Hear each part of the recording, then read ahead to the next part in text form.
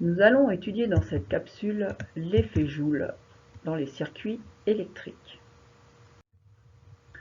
Alors, tout d'abord, prenons une résistance, un conducteur ohmique de résistance R. Ce conducteur ohmique va être traversé par un courant I, et comme c'est un récepteur, on va se mettre en convention récepteur. La tension aux bornes de ce conducteur ohmique sera notée UR. Il existe pour un conducteur ohmique une relation entre la tension aux bornes de ce conducteur, UR, et l'intensité I du courant I. Cette relation s'appelle la loi d'Ohm et s'écrit UR, la tension aux bornes du conducteur ohmique, en volts, est égale à la résistance du conducteur ohmique en ohms multiplié par I, l'intensité du courant en ampères. Loi d'Ohm essentielle, UR égale R fois I.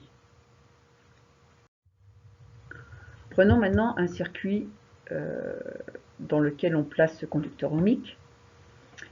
On retrouve ici donc un générateur et le conducteur ohmique.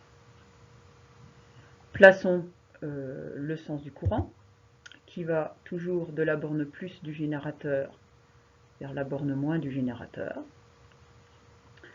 Plaçons les flèches de tension en convention générateur pour notre générateur, donc E et I dans le même sens. Et la flèche de tension aux bornes du conducteur ohmique en convention récepteur, cette fois, U et I de sens opposé. Quand ce conducteur ohmique va être traversé par un courant, il va dégager de la chaleur. Ce dégagement de chaleur s'appelle l'effet Joule.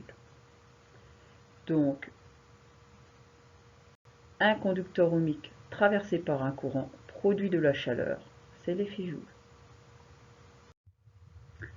De manière plus générale, l'effet Joule est un phénomène qui va être recherché et utile quand on aura un radiateur électrique, un grille-pain électrique, ou tout appareil dont le but est de produire de la chaleur.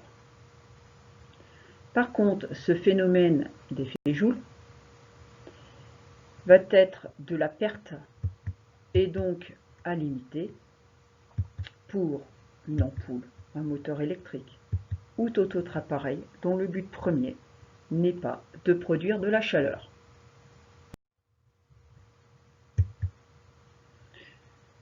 Donc, ce qu'on peut généraliser, c'est que tout élément résistif est responsable de l'existence de l'effet Joule. Dans la réalité, n'importe quelle partie de circuit électrique est plus ou moins résistive. Donc l'effet Joule va se produire en tout endroit, et je précise bien en tout endroit du circuit électrique, mais de manière plus ou moins importante. On peut donc trouver de l'effet Joule dans un générateur, dans un fil, dans une lampe, ou tout autre élément du circuit électrique. Alors, comment exprime-t-on la chaleur dégagée par l'effet Joule? Eh bien, Q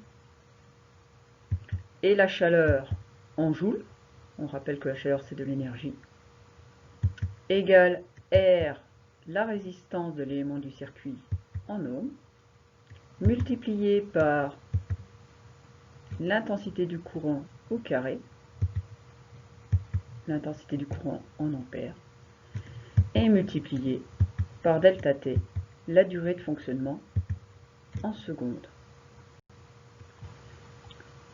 On reconnaît en partie ici un R fois I, qui est la tension borne d'une résistance, fois I, fois delta T, ce qui revient bien à l'expression d'une énergie électrique. Donc chaleur dégagée par effet Joule, Q égale RI carré delta T. Qu'appelle-t-on la puissance Joule? PJ Eh bien, c'est tout simplement, donc la puissance joule, en joule, est tout simplement égale à R, la résistance de l'élément du circuit en ohms, multiplié par I au carré, l'intensité du courant en ampères. Delta T a disparu ici, puisqu'effectivement, puissance égale énergie sur durée.